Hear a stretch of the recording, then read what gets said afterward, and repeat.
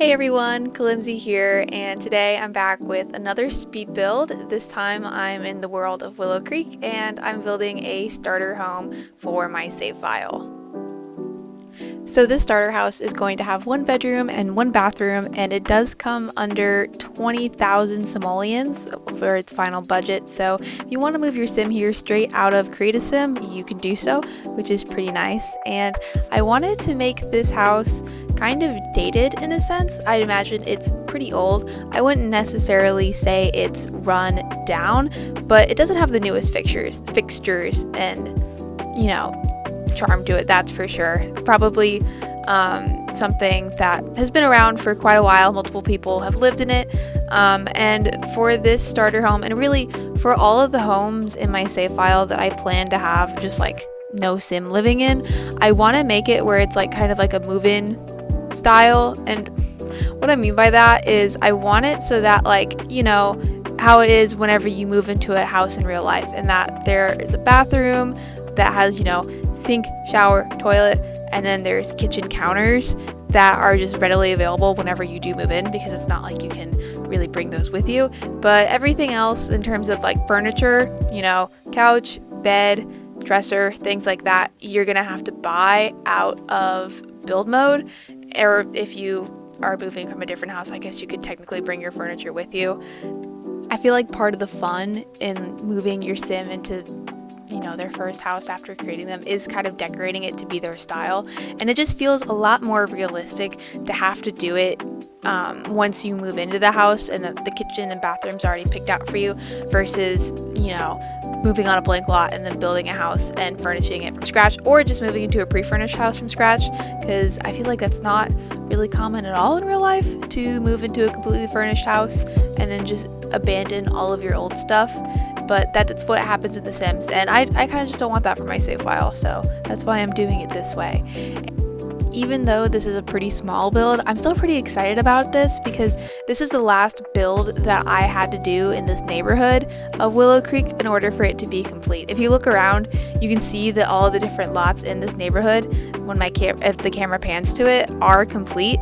And so this was the last one I had to do, and so it feels really nice to kind of have at least this portion of the map finished.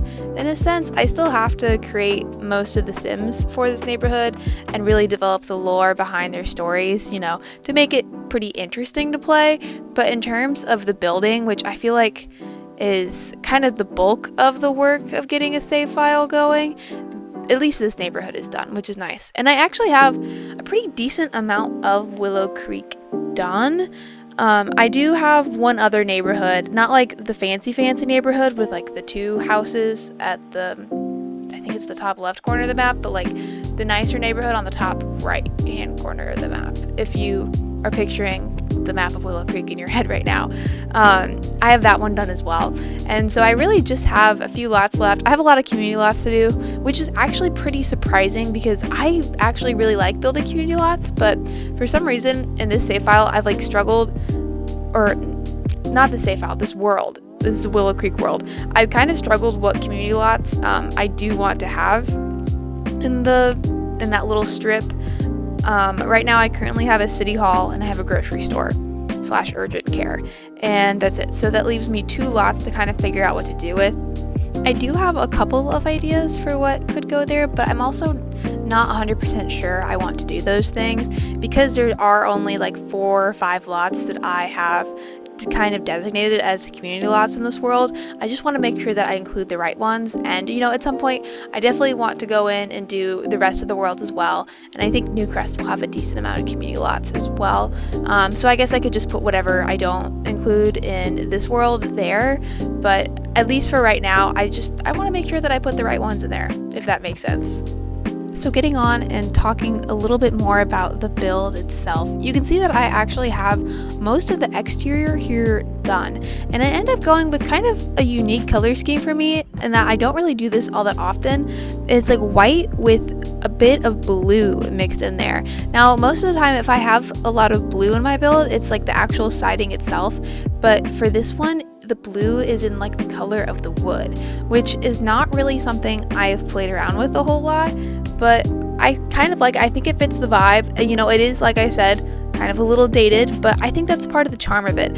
And one thing I really liked about this is I put the for rent or the for sale sign out in front to kind of signify that there isn't a sim that currently lives here and that you could just go ahead and buy it if you were walking past this house. And I thought that was really cute. And one thing I did include in this video as well that I usually don't in my other speed builds, because most of the other ones are pretty long, but this is a pretty short video, so I decided to keep the floor plan in here just so you could see kind of how I do that process. But you can see that this is a split level, which I thought would be pretty cool for a starter house as well, just like to give it something unique to it, because it is just like 1 bedroom, 1 bathroom, and I feel like that is kind of boring. But at least with the split level, it gives it like some intrigue, something cool to it. So whenever you walk in, you can go straight into the bedroom, or you can turn right and go to the bathroom. But if you turn left, you can go down the stairs and there's like the kitchen, living, dining area. And originally I was really close to actually not doing this at all, because if you look right now, you can see I'm working on the balcony, and I wanted the balcony to be off of like the living room, you know, like in most houses. But with the way the split level worked, I wouldn't be able to do that because of the platforms in the game having to sink down. And so because of that, I did put the balcony entrance in the bedroom, which isn't like super weird, but it's definitely not my preferred way of doing it. But I'm pretty happy with doing the split level, and because of that, I think it's fine to make that sacrifice. I don't think it will make a huge difference. And now you can see that I've moved on into the inside. It's kind of a tight space, but it's a starter house, so it's not meant to be super big. And you can see now that I am picking out the cabinets. These ones are from Dream Home Decorator, and I feel like they work pretty well for a starter home. They're not like the cheapest cabinets in the game, which is nice, you know, give your sim something kind of nice, but they're definitely not like super nice either, you know. I feel like it's just the right amount. And I went and I put in this carpet, and I haven't actually had a chance to use this carpet in the game yet. I think it came out like with the Sims 25th anniversary, like that big update. They gave us a whole lot of build items. I think it came in that, and for some reason I just haven't used it yet, but I decided to use it in this one. And right now you can see I currently have like a white beige-ish swatch of the carpet. That changes because I wanted, like I said, to make it look a little bit more dated. And so I end up having it kind of a blue color to match the windows and the doors and like the color scheme of this house. And in real life would not be cute, but I think for the fact that this is, you know, supposed to be kind of an older home, I think it's cute. I don't know, it kind of works. And honestly, that is about all I have for this build. So I'm going to end it right here, and I'll let you enjoy the screenshots. If you do want to download this house, it will be on the gallery under my EA account, kalimsiYT. And if you like this video, be sure to like, comment, and subscribe, and I will see you in the next one. Bye, everybody.